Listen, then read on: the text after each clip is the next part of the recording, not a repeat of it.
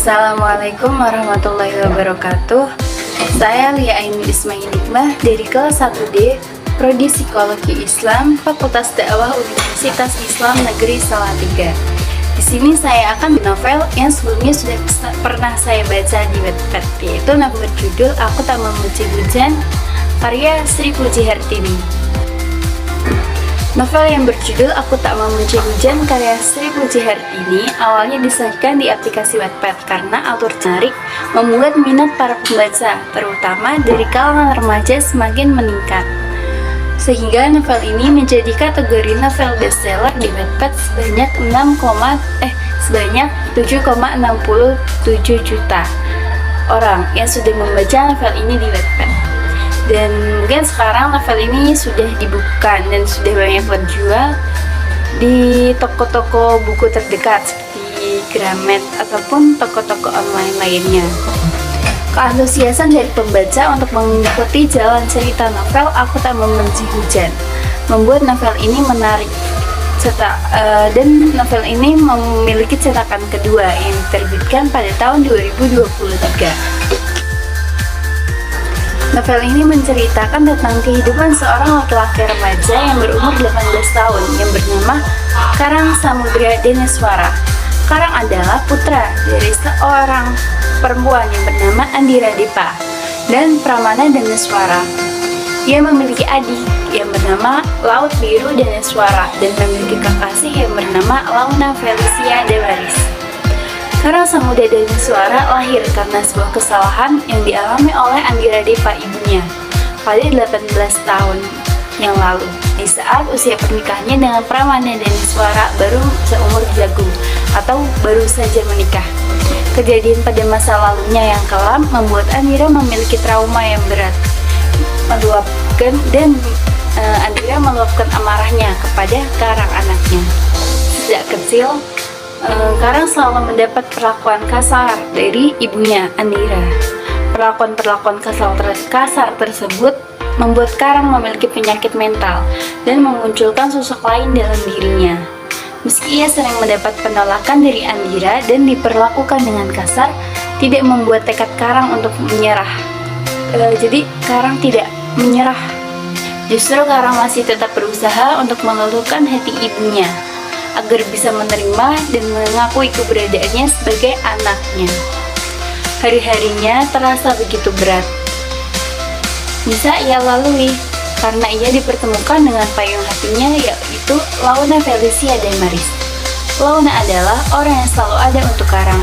Ketika Karang sedang dalam keadaan down, Launa selalu ada. Launa selalu meyakinkan Karang jika suatu saat nanti pasti Andira bisa menerimanya sebagai anak.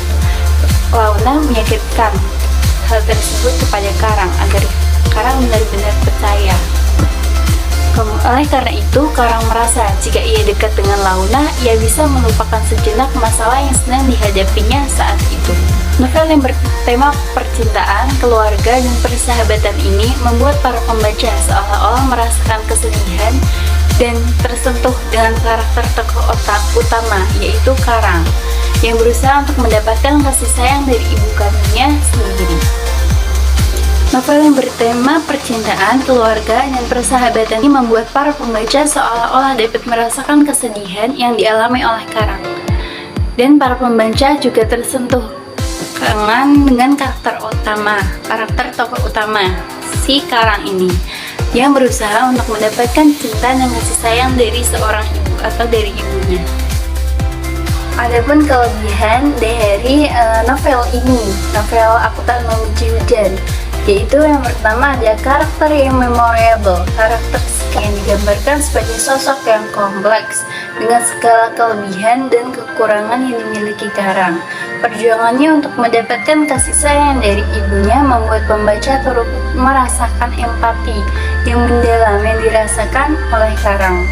Yang kedua, alur ceritanya yang menarik. Novel ini tidak hanya menyajikan kisah drama keluarga, tetapi juga kisah cinta dari Karang dan Launa. Alur cerita yang mengalir dengan lancar membuat pembaca tidak mudah bosan dengan novel ini. Yang ketiga, bahasanya yang sederhana dan menyentuh. Bahasa yang digunakan oleh penulis sangat mudah dipahami, namun tetap mampu menyampaikan pesan yang dalam, pesan yang ingin disampaikan oleh penulis. Kemudian temanya yang relevan, masalah keluarga dan pencarian jati diri adalah tema yang pas atau yang relevan dan yang dekat atau yang biasa dalam kehidupan remaja. Apabila punya kelebihan, pasti punya kekurangan. Nah, jadi kekurangan dari novel ini yaitu prediksi yang mudah. Beberapa pembaca mungkin merasa cerita dapat ditebak, terutama pada bagian akhir. Karena umumnya novel di Wattpad itu sama alur ceritanya dan temanya sama. Kemudian yang kedua, pengulangan tema. Bagi beberapa pembaca, tema tentang keluarga yang disakiti mungkin terasa terlalu sering diangkat dalam novel remaja, apalagi novel di Wattpad. Tentu saja karena ini pelajaran psikologi umum, maka ada hubungan novel Aku Tak Membenci Hujan dengan psikologi. Novel Aku Membenci Hujan karya Sri Hartini meskipun merupakan karya yang fiksi, karya novel fiksi, tetapi tetap memiliki keterkaitan dengan ilmu psikologi. Hubungannya dapat dilihat dari beberapa aspek, pertama penggambaran karakter yang mendalam.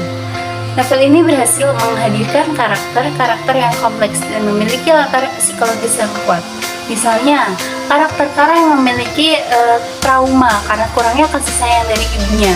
Penggambaran karakter seperti ini memungkinkan para pembaca untuk memahami lebih dalam tentang perilaku dan emosi dalam diri manusia. Kemudian yang kedua, ada konflik batin dan perkembangan diri. Konflik batin yang dialami Karang seperti keinginan untuk mendapatkan cita ibunya dan perjuangan untuk menemukan jati diri merupakan tema sentral dalam novel ini.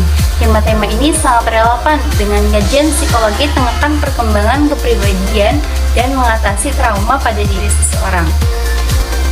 Yang ketiga, lingkungan terhadap kepribadian. Novel ini menunjukkan bagaimana lingkungan keluarga dan sosial dapat membentuk kepribadian seseorang. Karakter Andira, ibunya Karang, misalnya, menunjukkan bagaimana pola asuh yang kurang tepat dapat berdampak negatif pada perkembangan psikologis dari anak. Terus setelah itu ada tema-tema universal. Tema-tema yang diangkat dalam novel ini seperti cinta, kehilangan, dan pencarian jati diri merupakan tema universal yang sering sekali dikaji dalam psikologi. Novel ini dapat menjadi sarana juga untuk memahami lebih dalam tentang emosi dan pengalaman dari diri manusia. Ada juga penerapan konsep psikologi dalam novel ini. Ada yang pertama itu teori perkembangan psikoseksual Sigmund Freud. Konflik antara keinginan untuk mendapatkan kasih sayang dan rasa takut akan penolakan dialami Karang dapat dikaitkan dengan teori perkembangan psikoseksual Freud. Terus kemudian teori belajar sosial Albert Bandura. Perilaku Andira yang ingin dan kasar terhadap Karang dapat dijelaskan melalui teori belajar atau teori belajar sosial, di mana perilaku seseorang dipengaruhi oleh lingkungan sosialnya. Kemudian ada teori kognitif, cara berpikir dan persepsi terhadap dirinya, persepsi Karang terhadap dirinya sendiri dan lain dapat dianalisis menggunakan pendekatan kognitif. Nah, tadi Karang juga memiliki kepribadian ganda, memiliki dua kepribadian. Kita jelaskan apa itu kepribadian ganda dalam perspektif psikologi. Dalam dunia psikologi yang dialami Karang dikenal sebagai gangguan disosiatif identitas atau dissociative identity disorder (DID). Ini adalah sebuah kondisi di mana mental yang kompleks di mana memiliki dua atau lebih dari identitas atau jati diri atau kepribadian yang berbeda yang secara bergantian mengendalikan perilaku mereka. Setiap identitas memiliki pola pikir, emosi, dan bahkan ingatan yang berbeda. Jadi Karang memiliki dua kepribadian yang berbeda yang sangat bertolak belakang. Yang pertama, Karang yang asli. Kemudian yang kedua, ada sifat buruk dari Karang, dari sifat kebalikan dari Karang asli ini. Dan ternyata ada tiga.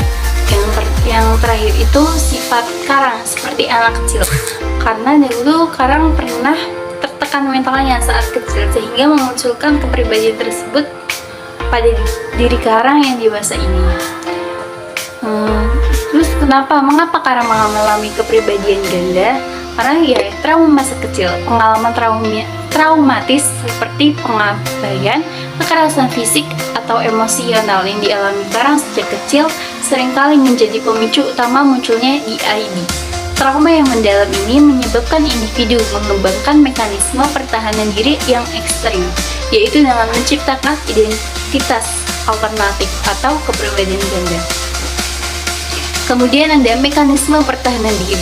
Identitas alternatif yang muncul berfungsi sebagai mekanisme pertahanan diri untuk melindungi individu dari trauma yang terlalu menyakitkan untuk dihadapi. Setiap identitas memiliki fungsi yang berbeda dalam menghadapi situasi yang sulit ini. Kemudian ada genetik. Meskipun belum sepenuhnya dipahami, faktor genetik juga diperkirakan berperan dalam perkembangan DID. Baik, kesimpulan dari kepribadian ganda ini yang dialami sekarang dalam novel Aku Tak Membenci Hujan adalah penggambaran yang cukup akurat tentang gangguan disosiatif identitas atau DID. Novel ini tidak hanya menghibur, tetapi juga memberikan wawasan tentang kondisi mental yang kompleks ini. Dengan memahami DID, kita dapat lebih empati terhadap mereka yang mengalaminya, terhadap mereka yang merasakan trauma ini. Pun pesan moral yang dapat kita ambil, yaitu yang pertama, berdoa, bersyukur, dan mengucap istighfar saat terkejut. Kemudian percaya jika Allah adalah Tuhan yang Maha Penyayang, Tuhan yang Maha Pengasih. Percaya akan keindahan ciptaan Allah, percaya diri, bertanggung jawab dan tegas, kasih sayang, peduli dengan orang lain, dan bersikap sopan dan santun kepada yang lebih tua. Meskipun mendapat perlakuan yang kasar dari orang tua tersebut, ya seperti karang. Tentunya terdapat ayat Al-Quran juga yang mendasari atau yang berkaitan dengan novel ini, novel Aku Tak Membenci Hujan, seperti surah Al-Baqarah ayat 155.